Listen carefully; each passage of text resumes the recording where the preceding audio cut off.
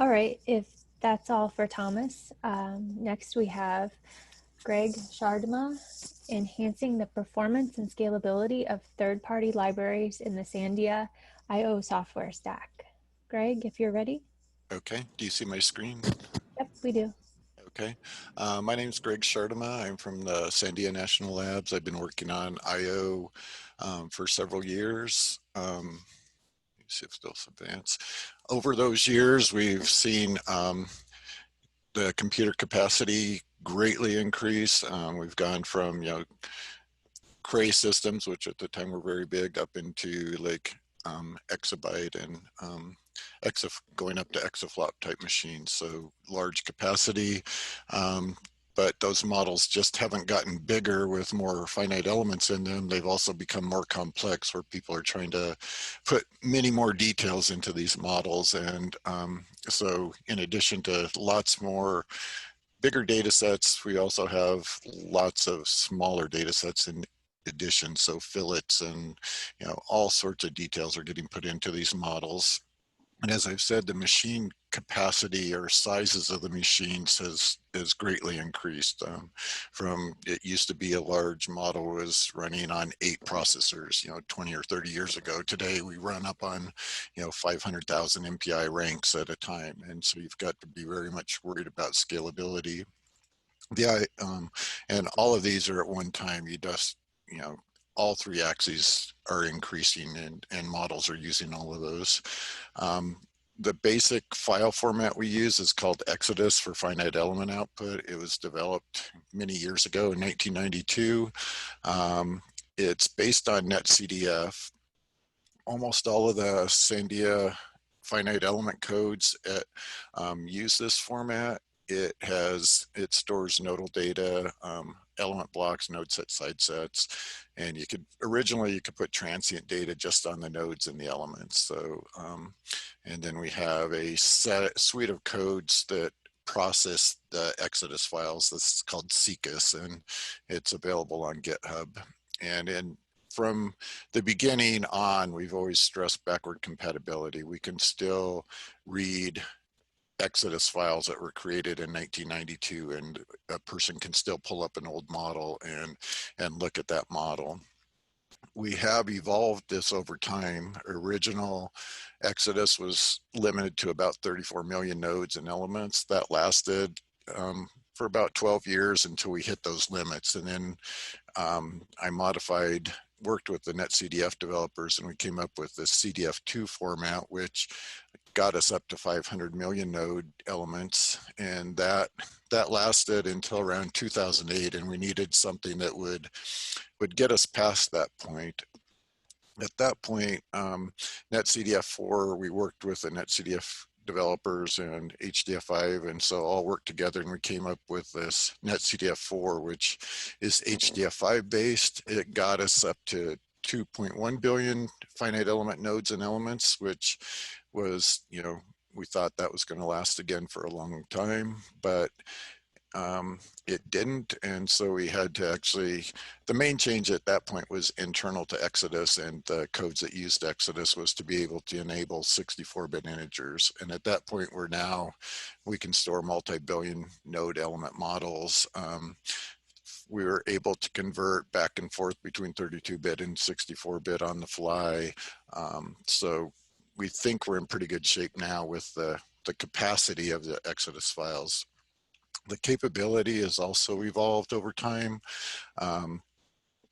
We now have added names to blocks and sets and attributes.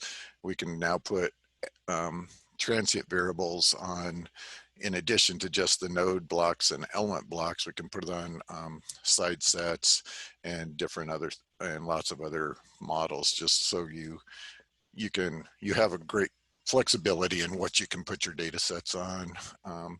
There's other things in there. Arbitrary polyhedra elements have been added. And because we're using HDF5 underneath NetCDF, we got compression basically for free. And we've also got some file grouping and things like that. Some of the recent additions that we've put into the Exodus model are assemblies, into the attributes, and discontinuous Galerkin's If anybody's interested in any of those, let me know. We've also had to evolve parallel. When Exodus first started, there was parallel was just beginning, and the way that it was chosen to do parallel at the time was just do a file per processor. We would split the model into, if you're running on 32 processors, you would split it into 32 separate files. Each processor would then read its own file and do what it needed and then write its own file. And we had external codes that would split the file, split the serial file into however many pieces we needed. And then at the end, we would join that file back into a single file for post-processing. Each of those individual per processor files we wrote in such a way that they were valid Exodus files or valid netcdf, valid HDF5 files. Um, we then started to join or change this into making Exodus more parallel aware, such that we could start using MPIIO underneath. And instead of having to decompose externally, we could sort of decompose on the fly. It's called auto decomposition, and also do a single file output on the file. So basically, one to n to one. So one file gets read to n processors, and then those n processors write that back to a single file. And so on top of Exodus, we added another layer, which is called our IOSS library, which is the IO subsystem. Um, there's a Sierra project at Sandia, which started around 99. And this started as sort of the IO component of that. It's since been split out into its own project. It's sort of the goal of it is to sort of wrap the underlying database formats of Exodus. And at the time, there was a thing called SAFE, which was coming on. And we wanted the applications to not have to change how they wrote to files based on what file was being written to, isolate all the database independent details from the analysis code. And another way of looking at IOSS, since Exodus is the main database used underneath, is that it's sort of a C++ API for Exodus. You can see on the right there's sort of a schematic. We support Exodus, which is based on netcdf, which can also go down to pnetcdf or HDF5, depending on what you want to do. We've also support Cgns, which uses HDF5. Audios 2 has an HDF5 sort of place that it can go to also. And so IOSS depends a lot on HDF5. The performance of IOSS depends on HDF5. It also supports this auto decomp, the 1 to n to n to 1. And we use either HDF5 or pnetcdf to give us that parallel output MPIIO type things. And then we can also, like I say, the n to 1, which also uses HDF5. There are some scalability issues, which we'll show a little bit of, and some of those are being addressed. So here's sort of one of our first scalability type things. We had an analysis that was running on Sequoia, which is a very large system we had at Sandia. This one had about 2 billion finite elements. And so the application reported that the analysis is hanging, and it's just there's a hang somewhere in there. So we have sort of an IOSS simulator which can use simulates the reading and the writing of the file and kind of throws out the analysis code in the middle. And so we ran that, and originally the results started looking very promising. We were getting very good scalability as we got up to around 1,024 processors. We then started pushing that farther, and we started to see a problem. The job really wasn't hanging. It was just going to take about a week for it to read and write the files, which for all intents and purposes is called a hang. So we started putting some timing in there to see what was actually causing some of those issues. And it looked like just doing the file open, which was taking the majority of the time. So we definitely were, there was some scalability issue that we needed to look at. We talked with the HDF5 developers and netcdf developers, and what they suggested is that there was a collective metadata option, which was I think that came out in 110, and that this was all happening around the one time 110 was being released. And so we enabled that, and we were able to redo some of these timings. And this bottom purplish coat line is now what the times for the file opens were taking. So we've dropped it from on the order of a week down to 30 minutes or so, which is still, this is on 500,000 processors or MPI ranks. So that was quite a big improvement in time. These are log scales, if I didn't make that clear. So, going down 3 orders of magnitude is a big improvement. We're still getting some, the overall execution time now is, instead of on the order of weeks, is in the order of hours, which is much better, but we should still be able to improve that even better. We're still getting this uptick at the end there, past around 8,000 processors, where the time is going up. And so we'd still like to look into that. So we're still working with the HDF5 group to see what we can do with the scalability, but we were able to actually run these problems that the user needed, and the turnaround was, reasonable for them. We'd still like some improvements, but working with the HDF5 group and some of the capabilities that they provided actually gave us some good improvements there. On the output side, we're also, the metadata ops helped a lot there.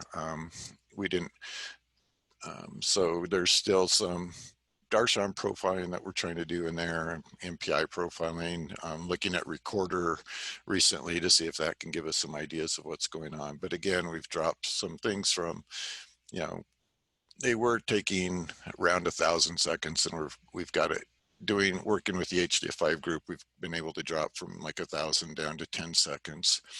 Part of this was we noticed that there was a bug in the way that NetCDF was using HDF5, and that you can tell it, NetCDF, when you create a data set, whether you want it to fill it with variables or just not fill it. And the fill, even though we were telling NetCDF don't fill the way they were calling HDF5, the data was getting filled anyway. So there was, writing these data sets that are 2 billion elements long, putting a bunch of zeros in there, and then immediately after that putting real data in, it was causing some overhead that has now been fixed through some pull requests.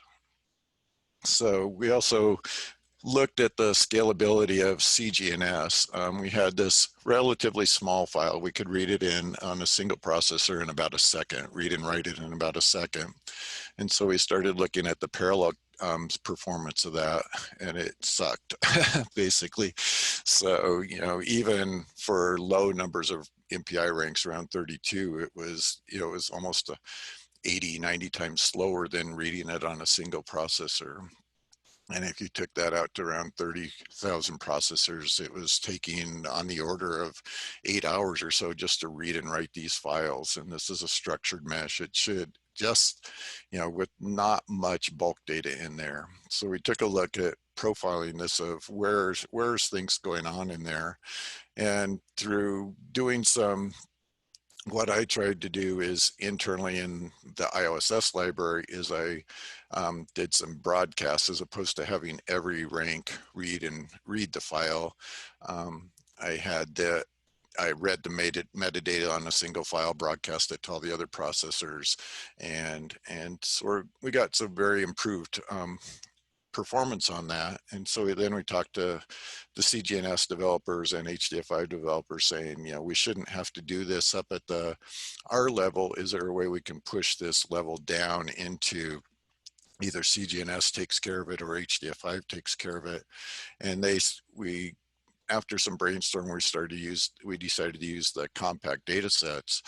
And with that, it kind of gave us fairly good performance all the way across the board there. We're still getting this uptick at the end, but the compact storage has definitely improved the behavior of that. And the nice part of it is it's now handled down at the CGNS level. And so any application that now uses a recent version of CGNS library will get this improvements. And you can see, comparing it to our file per processor, which has very little parallel overhead, we're within a factor of 2 on that. And the nice thing is that with the file preprocessors, you've got these pre-processing steps to actually split it into multiple files, and you've got the steps at the end to convert that back into a single file. And so you've got overhead before and after, which we eliminate with the auto decomp, auto join. So we're very competitive with the file preprocessor. We still see that uptick at the end. And so what we did is we sort of ran this job with no output at all, just MPI broadcast, sort of saying, let's ship the same amount of data around just internally and see what that behavior is. And you can see that still has that uptick in there. So there's some sort of login type behavior in the MPI broadcast as you go out to higher and higher numbers of ranks. So we're fairly happy with this. We wanted to try it on a larger model, which had some bulk data in there, and in addition to primarily metadata.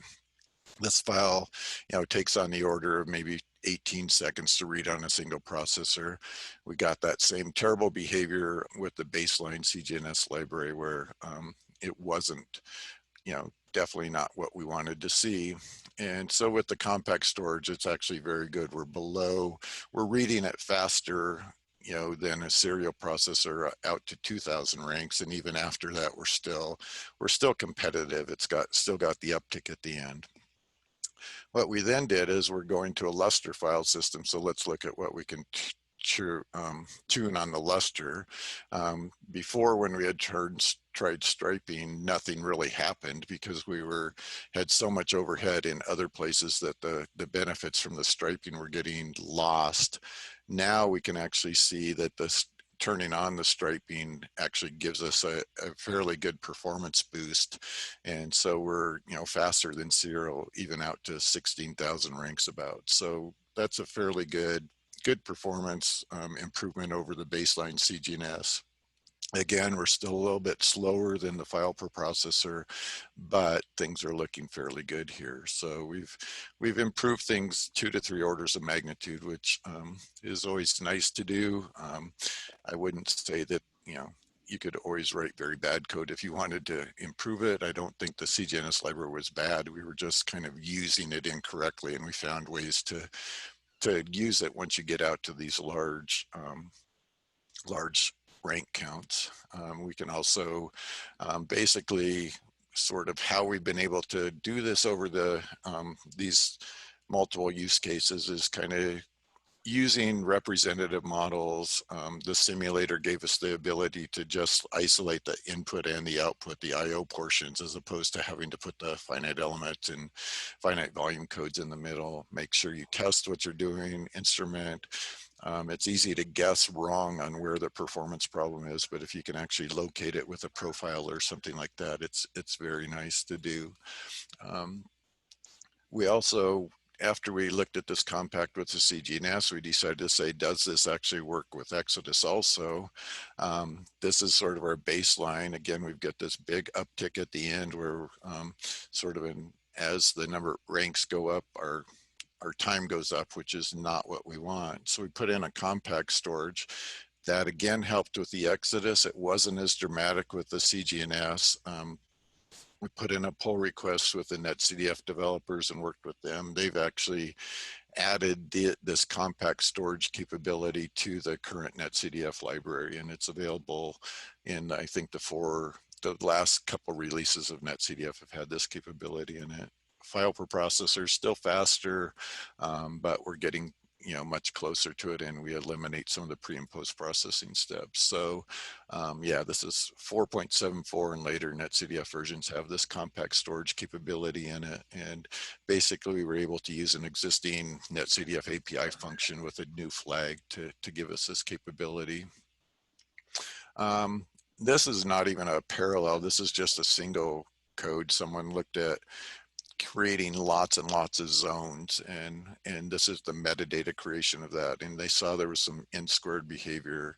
Working with Scott and with Mikhail, we were able to locate that basically this H5 iterate by name was the major contributor to a lot of this n-squared behavior. Scott then said, let's use this H5 exists function, and that dropped us down to almost linear behavior. It's sort of this middle green line over there, and so that was much better.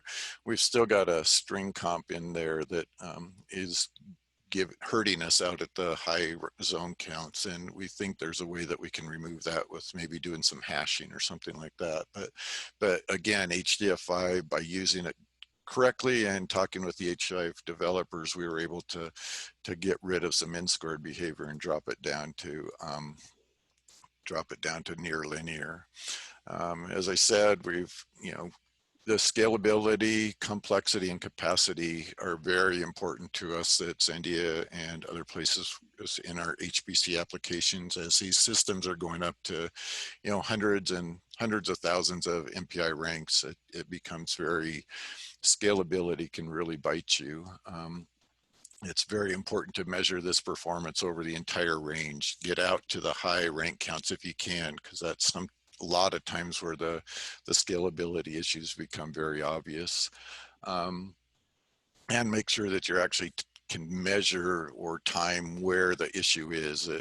It's very difficult to somebody say this is hanging, but if you can turn on some timers and so on, say where this is actually, where the problem is, it's much easier to locate the source of this non-performant behavior. So don't guess, make sure you measure and verify.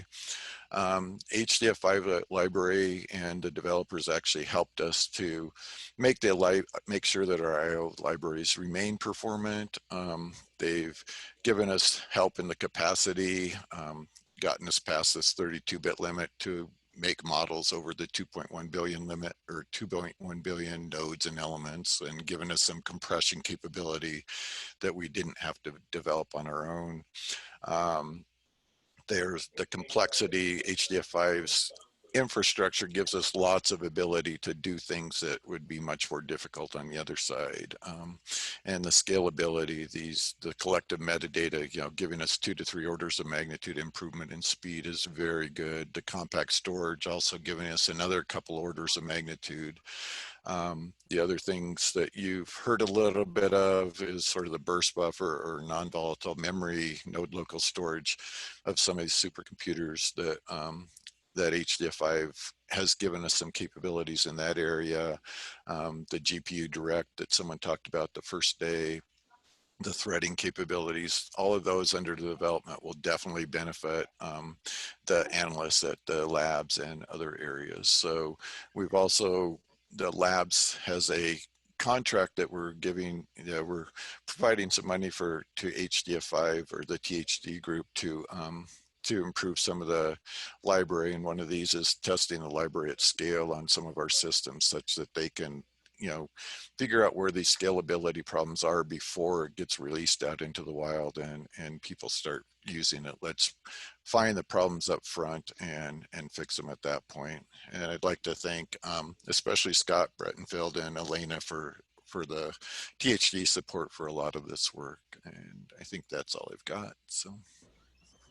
Okay, we do have a few questions, although we're at the end of time, but maybe take a look at the questions in chat, or I can get those for you. I can't, there it is. Okay, there they go.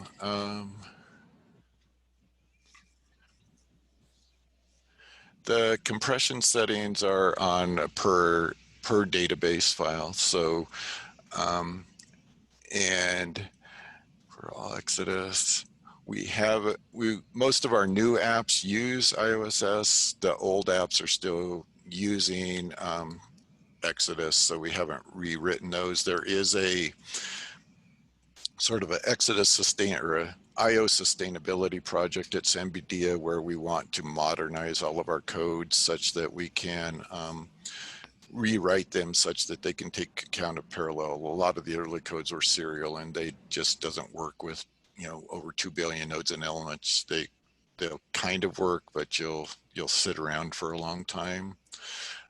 Is Autojoin, auto decomp needed because data consumers expect to rejoin data?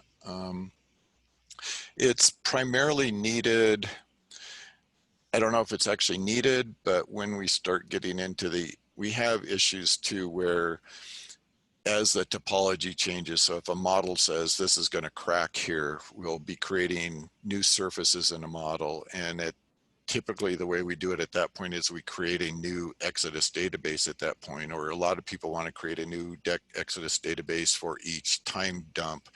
And if you've got files per rank plus then multiple files per time step, you end up with, millions or tens of millions of files, and that tends to kill file systems very quickly. And it's a much easier to deal with the data if it's in a single file or a smaller set of files than if you've got these, hundreds of thousands of files. It's also easier if you run the initial calculation on, say, 500,000 processors, but then you want to run a restart on 300,000. If you've got a single file which you can decompose, and then it's easier to run the different run a new analysis on a different number of MPI ranks than it is if you've got to these all these separate files. And I know you guys with Silo and so can do, you know, there's other ways to do it than single files, but single files definitely make it easier. So, and the compact storage, it's readable by, it depends on if the HDF5 library can read. So it's sort of done at the HDF5 library level. So if the HDF5 library supports compact storage, then the files are readable by Cgns. So it's more which HDF5 library you link with Cgns. I don't know if there's any other questions. I think that's it.